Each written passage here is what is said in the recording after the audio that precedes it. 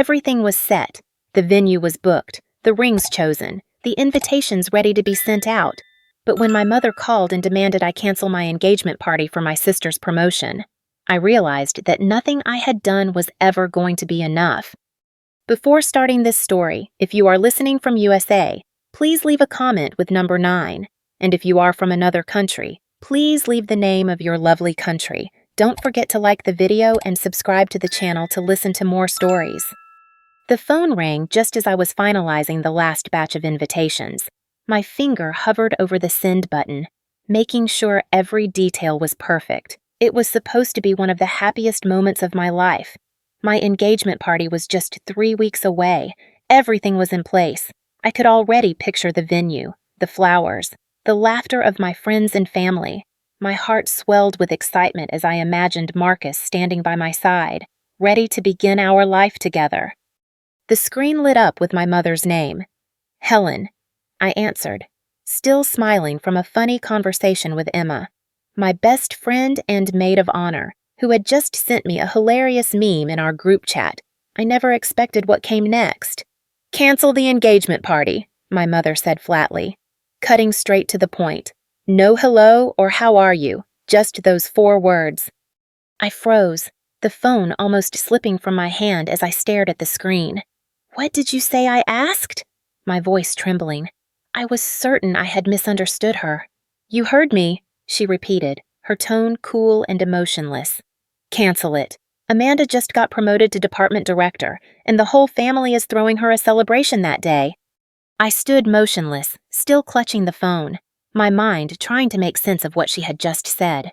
Amanda, my younger sister who had always been the golden child, was 2 years younger than me. She had always been the star of the family, the one everyone admired. But this felt like a slap in the face. I managed to find my voice, though it was tight with disbelief. You've got to be kidding me. I've already booked the venue, chosen the rings, finalized the guest list, ordered the flowers and the cake. Everything's done. How am I supposed to cancel it now? My mother sighed deeply, the sound so dramatic it almost felt staged. You're acting like Amanda doesn't deserve to be celebrated. She's the youngest director in her department. This is a huge milestone. You can reschedule, can't you? I could feel my grip on the phone tightening. Reschedule. I could hardly believe what I was hearing. Reschedule how? Mom, the invitations are already printed. You know I've been planning this for nearly 6 months. Her voice turned sharp, colder than before. You're being selfish. It's just a celebration with the same guests, only a different reason. Why does it always have to be your event? I stood there, rooted to the spot. As my heart pounded in my chest, all the childhood refrains came rushing back. Amanda's smarter. Amanda's more polite. Why can't you be more like your sister? The words echoed in my mind, suffocating me. I forced myself to stay calm, though the anger simmered just below the surface. Mom, I'm not canceling. This is my engagement party, not a weekend hangout. If you want to throw something for Amanda, pick another day. There was a long, pregnant silence. Then my mom snapped, Don't blame me if no one shows up. I didn't say another word. I just hung up, still clutching the invitation in my hand like it was something shameful. My eyes burned not from anger, but from something far more familiar. Once again, I wasn't the one being chosen. 2 days after that call, I was still shaken. I hadn't slept properly.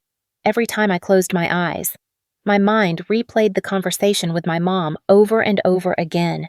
The sting of her words, the cold dismissal of everything I had worked so hard to plan for months. It felt like a punch to the gut that wouldn't fade. I avoided the family group chat, knowing I couldn't bear reading the supportive messages sent in good faith. Not knowing the truth, the lies had already begun to spread. My phone buzzed incessantly with texts, some from friends asking if everything was okay, others from relatives with condolences that I was trying to process a breakup. It hit me like a wave, the realization that my own mother had not only disregarded my feelings but had gone behind my back, spreading rumors about Marcus and me. That was the part that cut the deepest. This wasn't just a family dispute. It was an attack on the one relationship I cherished more than anything. I opened a message from Aunt Julie in Denver. Lily, I heard you and Marcus broke up. Are you okay? My heart sank into my stomach. I thought I misread it. But no. The next message came from Uncle Raymond. Just as casual. So sorry to hear the news. I hope you're holding up. We'll be attending Amanda's celebration instead. Each new message was like a dagger. My family, the people I had trusted, were now all turning away, led by the lies my mother had carefully planted. She had orchestrated this. She had manipulated everyone to believe a fabricated story that wasn't even close to the truth. I hadn't canceled the party. I hadn't broken up with Marcus. Yet here I was, watching as my whole world turned upside down, simply because my success was somehow less important than Amanda's promotion. The more I thought about it, the more it stung. I had spent so much of my life trying to gain my family's approval, always second place to Amanda, always overlooked. But this was beyond the hurt I had ever expected. This wasn't just about the engagement party. It was about years of being made to feel like I was never enough. I immediately called Marcus, my voice trembling as I explained everything. Marcus, I think my mom is sabotaging everything, I said quickly. A bunch of relatives are texting me asking why we broke up. They say my mom told them it's over. There was a pause on the other end of the line. His breathing slowed before he spoke. Say that again. I repeated the texts I had read, and when I finished, Marcus was silent. Then he spoke, his voice tight. All right, I'm coming home early tonight. We need to deal with this. That night, after dinner, I sat in the living room, the dim light of the table lamp casting shadows over the printed guest list. I started making calls. Some relatives were shocked, some unsure. Others had already booked their flights to Amanda's celebration. My chest tightened with each conversation. The weight of it was unbearable. You know, Aunt Ruth said quietly, your mom told us you canceled the party because you couldn't handle Amanda getting the spotlight. I thought it was odd, but I didn't want to pry. The words burned as they left my mouth. No, Aunt Ruth, I didn't cancel the party. I never did. I've been planning this for months. By the time Marcus came home that evening, I had calmed down just enough to think clearly. But every time I glanced at my phone, the flood of messages was a constant reminder of the mess my family had made. I was still angry, but there was something deeper now, something harder to swallow, the realization that I had been living in a lie for so long. Marcus walked in, his expression set in a determined frown. He sat beside me on the couch, and we didn't say anything for a moment. The weight of it all was suffocating. Then, without warning, he broke the silence. Lily, this isn't going to be easy, he said, his voice low but firm. But we need to do something about this. We can't let her do this to you. To us. His words were a cold slap in the face, but I knew he was right. I couldn't just sit by and let my mother's manipulation destroy everything I had worked for. And yet, something inside of me had always avoided confrontation. For years, I had accepted my place in the family as the quiet one, the one who wasn't the center of attention. Amanda was the golden child, and I had spent so many years feeling second-rate that I never questioned it, but not anymore. I know, I said, my voice steady despite the turmoil in my chest. I've been avoiding this for so long, but I can't let this go on. I'm not going to be the silent one anymore. I'm not going to let her, or anyone else, dictate my life. Marcus nodded, his expression softening. He took my hand, squeezing it gently. We're in this together, he said, and in that moment, I knew we were. This wasn't just about fighting for my engagement party. This was about standing up for myself, for once in my life. We spent the next few hours making plans, figuring out the best way to tackle the situation. I knew it wasn't going to be easy. Amanda had already manipulated the entire family into believing the worst about me, but Marcus and I decided that the only way to fight back was to take control of the narrative. We started drafting a message to post on social media. It wasn't going to be a rant. It wasn't going to be an attack. It would simply be the truth. The message would explain that the engagement party was still happening and that Marcus and I were still together. It would also make it clear that the rumors being spread were completely false. No accusations, no harsh words, just the facts. As we finalized the post, I felt a strange sense of empowerment. For the first time in a long time, I was doing something for myself. I wasn't going to let anyone take this from me, not my mother, not Amanda, not anyone. After posting the message, I felt a weight lift off my shoulders. It wasn't over. Not by a long shot, but it was a start. I knew the battle wasn't going to end with just a few words on social media. My family would likely continue to believe the lies, and it would take time to rebuild the trust that had been shattered. But I had done something important. I had taken the first step toward reclaiming my life. That night, as Marcus and I sat together in the quiet of our apartment, I realized something. I wasn't just fighting for the party. I was fighting for my own place in this world. I was fighting to be seen, to be heard, and for once, I wasn't backing down. The next afternoon, I stood outside Aunt Eva's apartment, taking a deep breath before I knocked.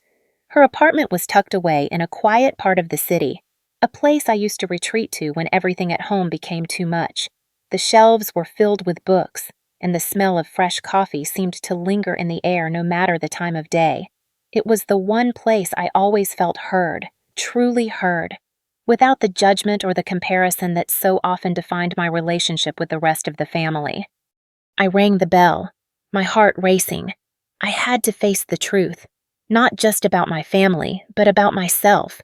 I had spent so many years trying to be someone I wasn't, trying to gain their approval, and now I needed to know if I was truly worthy of that approval.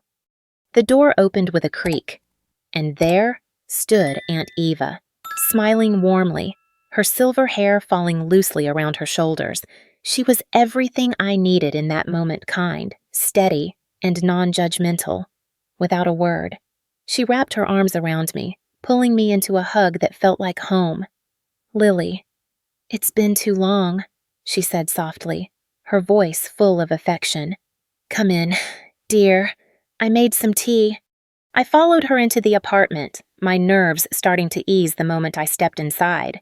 She led me to the cozy kitchen nook, where the light streamed through the window, casting a golden glow over the room. As she set a steaming cup of tea in front of me, I could feel the weight of everything I had been holding on to start to lift, if only just a little. I took a sip, the warmth of the tea soothing me, but the lump in my throat wouldn't go away. Aunt Eva sat down across from me, watching me with her understanding eyes, waiting for me to speak. Finally, I broke the silence. "Aunt Eva, I don't know what to do. My whole life, I've tried to make everyone happy. I've tried to be the good daughter, the one who never rocks the boat. But now, it feels like everything's falling apart. My mom, Amanda, the whole family, they've turned on me. They don't believe me. They believe the lies."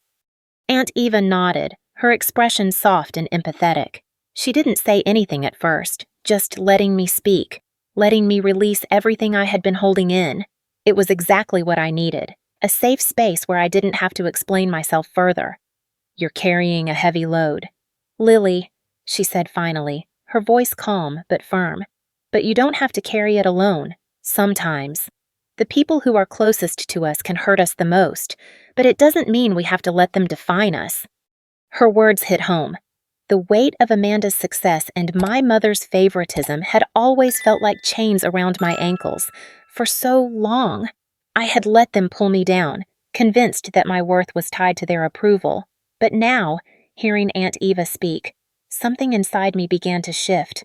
"I don't know how to fix this," I whispered, looking down at my cup. "I've tried everything. I've been nothing but patient, understanding, but it's never enough. It's never been enough." Aunt Eva reached across the table, her hand covering mine. "Lily, you don't need to prove anything to them. You've already done more than enough. And as for Amanda, she's not the one you need approval from anymore. You have to start living for yourself, for your happiness. The people who truly love you will see you for who you are, not for the image they've created in their minds." Tears welled in my eyes, but I didn't try to stop them. For the first time in a long time, I allowed myself to feel everything, the pain, The anger, the relief. Aunt Eva was right. I had spent so many years feeling like I had to apologize for existing, for not being Amanda, for not fitting into the mold my family had created for me. But I wasn't her, and I didn't have to be. I don't know where to start, I said, my voice barely above a whisper. You start with yourself, Aunt Eva replied.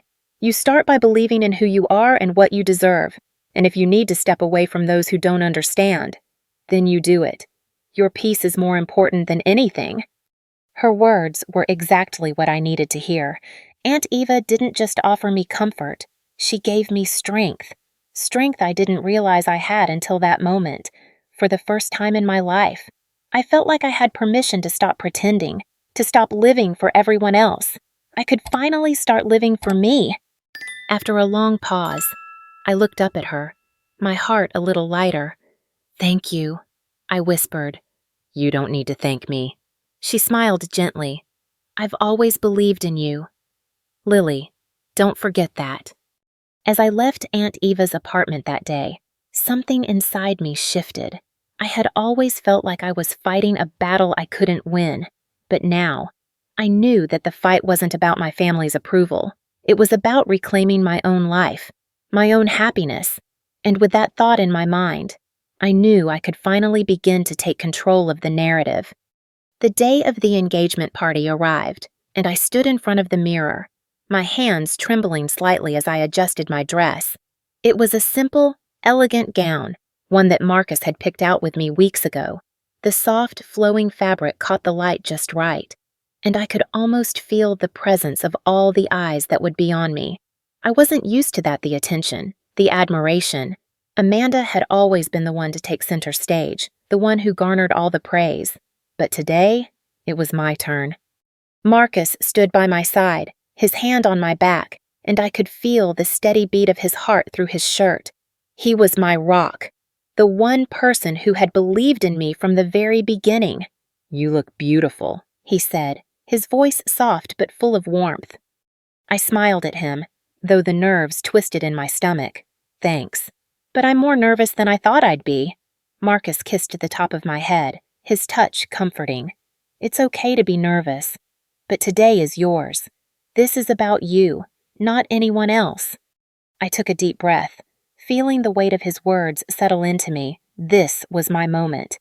I had worked so hard to get here, to claim this day, this celebration of my love with Marcus, despite everything my family had done to undermine it. Today was still going to happen. I wasn't going to let them take it away from me. We arrived at the venue, a charming lakeside spot with twinkling fairy lights strung above and tables set with delicate white linens. The guests were already beginning to arrive, their chatter filling the air. But there was a noticeable absence, Amanda. My mom, and a few other relatives hadn't shown up. At first, the thought of their absence made my chest tighten. It hurt, no matter how much I tried to prepare myself for it, but then I reminded myself today wasn't about them. It was about Marcus and me. As the evening wore on, more and more familiar faces arrived, people I hadn't seen in years, some old friends from high school, Marcus's college buddies, and even a few colleagues from my job. They all came with smiles, hugs, and congratulations. And as I stood there, surrounded by the warmth of the people who truly cared for me, I realized that this was what mattered: the love, the laughter, the support from those who genuinely wanted to be there for me. The music started, and people began to dance. Laughter echoed across the lake, and for the first time in what felt like forever, I allowed myself to relax. I didn't have to prove anything anymore. I didn't need to seek my family's approval. The evening felt magical in a way I hadn't expected. I had prepared myself for an awkward, uncomfortable gathering, half-empty tables, people showing up out of obligation, but instead, I was surrounded by genuine joy. I saw people who truly cared about me, who weren't there because they had to be, but because they wanted to be. That realization, more than anything, was what made the night unforgettable. Then, as the night progressed, I realized something else. I wasn't waiting for a message, a call, or an apology from Amanda or my mom. I wasn't even waiting for them to show up. I had stopped hoping for their validation a long time ago. I had started choosing myself. The night ended with Marcus by my side, holding my hand as we walked together under the string lights. There was no apology from Amanda, no sudden appearance from my mom. But I didn't need it. I had the love of the people who mattered, the people who knew my worth, and that was enough. "Thank you for being here," I said quietly to Marcus as we stood together, taking in the last of the evening's glow, "for believing in me." He smiled softly, squeezing my hand. "I'll always believe in you, Lily, always." In that moment, as the last of our guests filtered out and the night sky stretched above us, I realized something that I hadn't fully understood before. This wasn't just a party. It was a declaration that I had the right to take up space, to be seen, to be heard. I had chosen this, and no one could take that away from me. The following week, I finally made the decision to confront my mother. After everything that had happened, I couldn't avoid her forever. I had spent so many years trying to please her, to earn her approval. But now, I realized I didn't need to be anyone but myself. I needed to face the woman who had spent so many years telling me who I should be, who had placed Amanda above me at every turn. I stood outside the door of my childhood home, my heart pounding in my chest. It felt like the last place I belonged, but I couldn't ignore it anymore. I had to face this. I rang the doorbell, the sound echoing in the silence, and waited. It didn't take long for my mom to appear, her expression unreadable.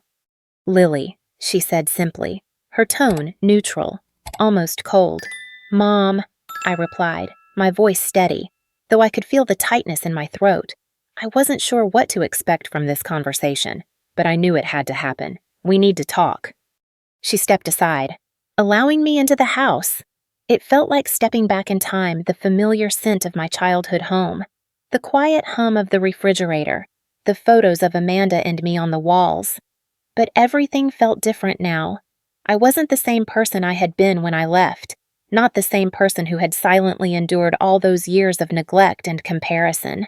We sat at the kitchen table, the silence between us thick and uncomfortable.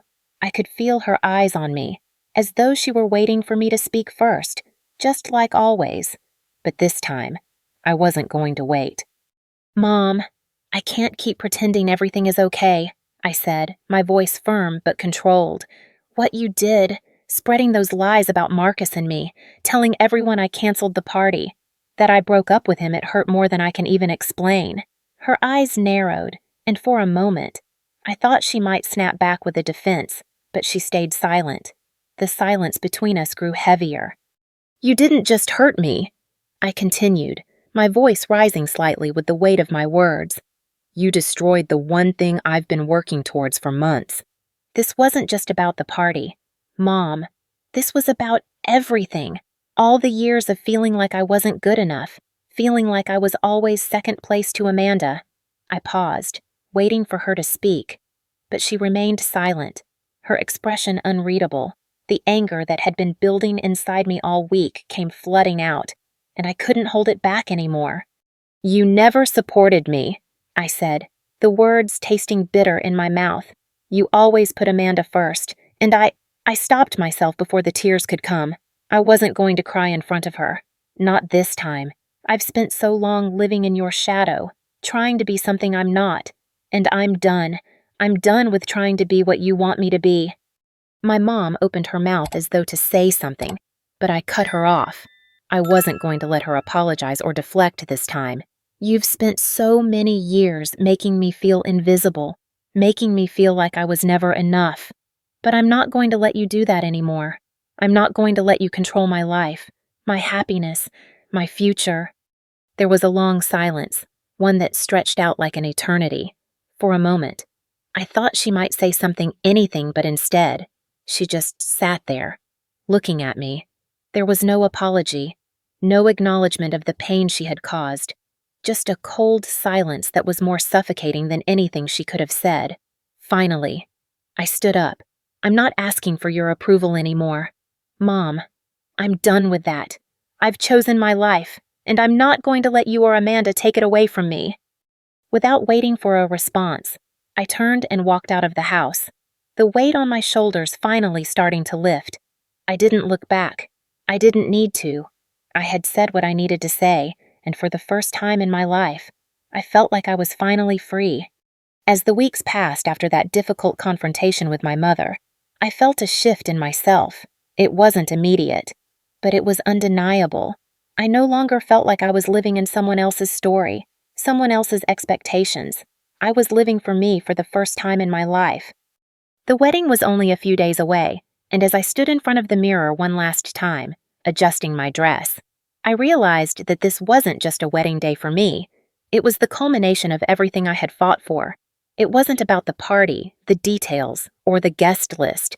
It was about Marcus and me, about our love, our journey, and the family we were about to build together.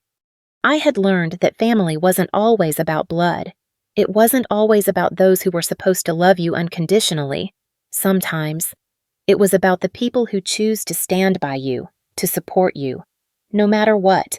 And that's what mattered now.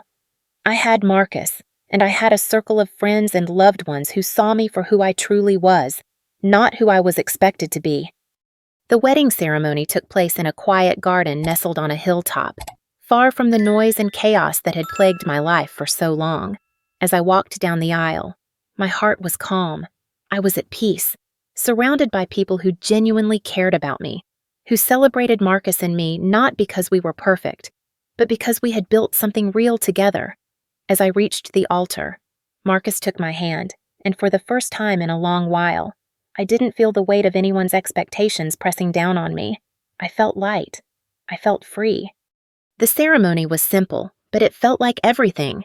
It was just us, no Amanda, no mom, no toxic relationships that had defined so much of my life. We exchanged our vows quietly, with sincerity and truth, not for the world to hear, but for each other. When the ceremony ended and the guests began to celebrate, I felt a profound sense of relief wash over me. This wasn't just a wedding, it was my declaration of independence. I had chosen my family. I had chosen Marcus, and I had chosen the people who loved me for who I was, not for the role they wanted me to play. We danced under the stars, laughter filling the air as friends and family who truly mattered surrounded us.